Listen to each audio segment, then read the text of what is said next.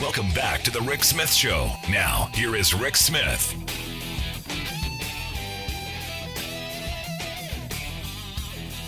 So I look at the number of strikes going on around the country, and as I've been saying, you should right now be adopting a striker.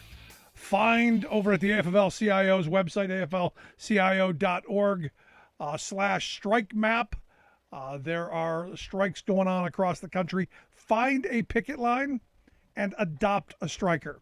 Go out there, walk shoulder to shoulder, hear their stories, take what I've been calling the master's class in working class economics, and hear why they're out there, the issues that are facing them, and put all the political stuff aside. Fight the good fight, fight the righteous fight, which is workers earning better wages, hours, conditions, not just for those folks, but for everyone. And I'm going to talk with somebody here who, it's been, I guess, 6 weeks now that the Kellogg strike has been going on. The workers with the BCTGM, the Bakery, Confectionery, Tobacco, and Grain Millers Union, have been on strike there. That's why I've asked Heather Green to come talk with us. Heather is a warehouse crew lead.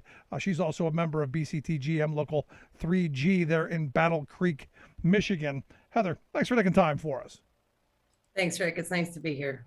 So this is entering week 6 of what really should not be this lengthy of a strike. From what I understand, you guys aren't asking for anything that's too outrageous. A little time with your families, ending a 2-tier wage structure that is screwing over the next generation doesn't seem all that much to me. But yet here we are. No, you're right. It's like right now we're at that point where you're arguing with your toddler at the front door about putting their shoes on. And we are this close to getting their shoes on their feet. It's the standoff, if you will, here. The big issue is about this 2-tier wage system. They went back to the table last week. Their proposals, they adjusted the one proposal to leave the pathway to full-time employment, and their proposal states that they would move from transitional to full-time in the same manner that they did before, which was completely at the company's discretion around a moving target. If we thought that they would actually they would hold to the contract terms that they agreed to regarding movement to that legacy status, we wouldn't be fighting about it. But because they didn't do it the way they said they would throughout the term of our last contract, we don't have any faith that they were going to continue to do it. So that's why we came into this negotiation saying this has to go. It's bad news. Yeah, and as I understand, Heather, and some of the folks that I've talked to, it's harming the ability to hire and keep people, which ends up, for long-time employees, putting them in a situation where now they're doing tons of forced overtime, and their family life balance is off, and it's costing the company more money. It seems like, to fix this problem would help the company thrive and survive into the future, but also it would make happier employees and people wanting and willing to stay, which seems kind of like a common sense thing, especially if the company's whining that they can't get people to come work for them. Oh, absolutely. In their last set of the proposals about the transitionals, it says 25% of them over the last year transitioned to full-time. But what they don't tell you is that 40% of them quit because they don't want to work for a $12 to $14 less an hour, less benefits, working 7 days a week with forced overtime. They're devalued. Nobody wants to work there. So they can't hire and they can't keep them. Yeah, I mean, so you go back to this, and again, this 2-tier wage system, which, in my view, and you can help me through this, is solely put into place to divide the workplace, to keep each segment pitted against each other. And this is a union busting tactic that we've seen in a bunch of other places, because you create that kind of jealousy that, hey, you sold me out, and now I've got to work for less wages with less benefits, and this is a problem. This is a problem for the union that has to be solved if you're going to be moving forward as well. Oh, absolutely. And over the last year, it did get progressively worse through the pandemic. vacancies, not being able to hire. You know, they wanted to go into these negotiations with an exhausted, divided workforce. And funny how that worked out. All it really accomplished was uniting 1,400 people behind a common goal, and that is respect, for employees to be treated with respect in the workplace. Yeah, and again, it comes back to that respect that's so important. Now, you brought up the pandemic. Now, this is one of those things that's kind of been a theme in every strike and workers that I've talked to. You were heroes. You were essential. You're patriotic. You were feeding America. I'm sure you've heard all of these platitudes. I have a T-shirt that says Kellogg Strong that I got for working through the pandemic. You know, we were carrying cereal. We were carrying breakfast for the whole country. Yes, we were. At least you got the T-shirt, I guess, right? So, I got a T-shirt. So you can't say you didn't get anything out of this, but in talking about that, and look, there have been people I've talked to across the country who said, look, we took pride in that. We showed up to make them the products that got out, that fed America, and ultimately made them massive amounts of profit. And at this moment, it seems kind of like a slap in the face that they're not willing to share in the profits that our hard work actually created. Oh, absolutely. Absolutely.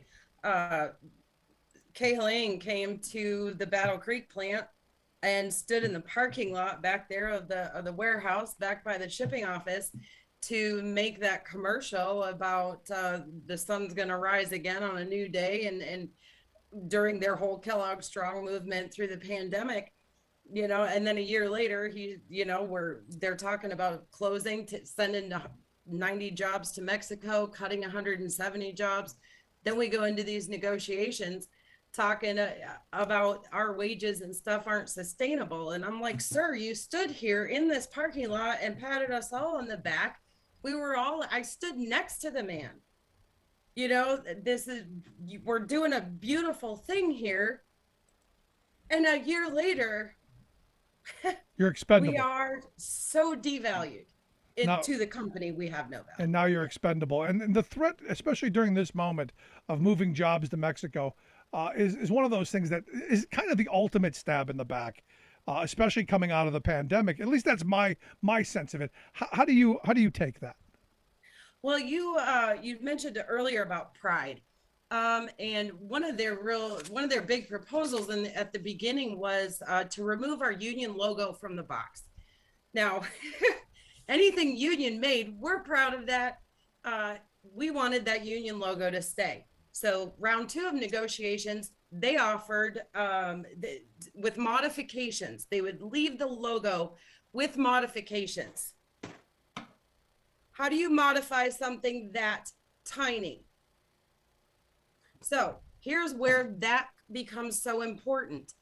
This box of cereal was made here in the United States. You take that off, the consumer has no way of knowing. The consumer, the profits to go up because the consumer doesn't have the option of shopping at a made in Mexico section of the grocery store. Absolutely. Where the labor savings are passed on. And in my opinion, that is just the dirtiest way to play pool, is on the uninformed consumer on where their food is coming from. No, you're absolutely right. But also to strip away your pride in that product. And look, I'm one of the people, and I ask my listeners to look for the label as well. I mean, you go back to the Oreos. You guys ran a great campaign when Nabisco shut down the Oreo plant in Chicago to check the labels. And I've been saying, for years, look for that union label. And BCTGM is one of the unions that, it's right there front and center, whether it's the bread I buy or the snack cakes or the cereal. I look for that label, and I know other people do as well. So by stripping that off, we then don't know, is this made in Mexico? Was this made by union labor? Because I personally want to reward companies who use union labor, because I know they're paying reasonable wages with decent health and retirement security and some say on the job. And to me, that's, as a consumer, one of the most important things. So by stripping that off, you're taking that from me and ultimately making me look somewhere else. Right. And you asked about, the made in Mexico, the current labor environment right now. The your blue collar American jobs, American made, that's it. And I said this to another lady, it is as American as apple pie. It is the backbone of this country. And no one wants to see us lose apple pie. So we are fighting to keep these jobs in America. We want, we would love to see families only need 2 incomes instead of 3 or 4 to be able to send a child to college, to afford braces. So the movement is, you mentioned it. There's not really much in this for me, but there's a lot in this movement for America, for what we consider our homegrown values. No, that's a great point you've made, because some of the people that I've talked to said, look, this contract isn't about making me any wealthier. I'd like a little time off with my family. I'd like to not have to be forced into working so much overtime. But it's about what's being left behind. It's about the next generation. And sadly, what happened, during a period in this country is we were okay with selling out the unborn for short-term gains. We've now learned the error of our ways, and these 2-tier wage systems, they have to go. They cannot be in place, because what you end up with is a divided workplace and somewhere where ultimately you're not going to get people to come work. Oh, absolutely. There was a time when concessions were considered and given because companies were struggling. That is not the case today. They are not struggling. They are making billions and billions of profits. So it's time to level that scale out a bit. Yeah. It's your CEO. How much did they pocket? About 11 million. Just 11 million? Just that's it.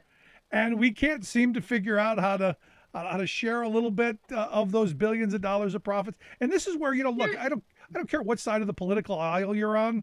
Nope, this exactly. dynamic is backwards, and it's screwed up.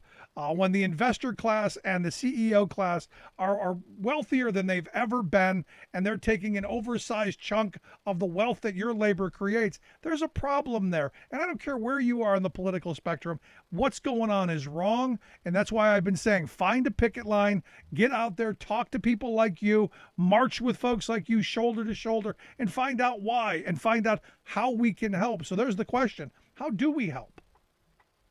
Well, you guys, we have some GoFundMe sites available if you guys want to put that out there for people to make donations. I love your idea about adopt a striker.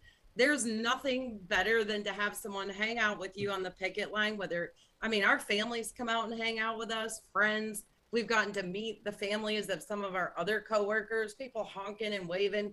So it's always, and the other thing are just other locals, other businesses.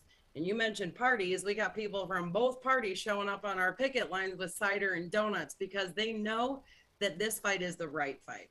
No, ultimately it's the righteous fight. And this is where I tell people, you may feel uneasy, show up. There's going to be someone like you willing to greet them and say, hey, this is the story and this is why it's important. Because here's the other part. I know that community support in strikes like this are the ultimate in getting this done as quickly as possible. The more people we get behind you, the more people we say what's going on is wrong, the more people who are writing letters to the editors and calling radio programs and emailing Kellogg's, the shorter this strike can be, because 6 weeks, this is already too long. Oh, absolutely. And it's funny you should say there, right there, what you said at the end. Kellogg's is saying, let them vote on they want us to vote. Well, I would say to your listener, if you go to Google right now, to the Google search bar, and you type in Kellogg strike, what comes up is the Kellogg negotiation website. So what they've done is they have put they have a right to hard bargain tactics. That's fine. They can do that. But what they're doing is they're lying to the general public. They need to be called to task for that. Send them the email. I encourage all of your listeners to encourage Kellogg's to go back to the table and negotiate with our elected negotiating committee. Stop sending us this crap in the mail.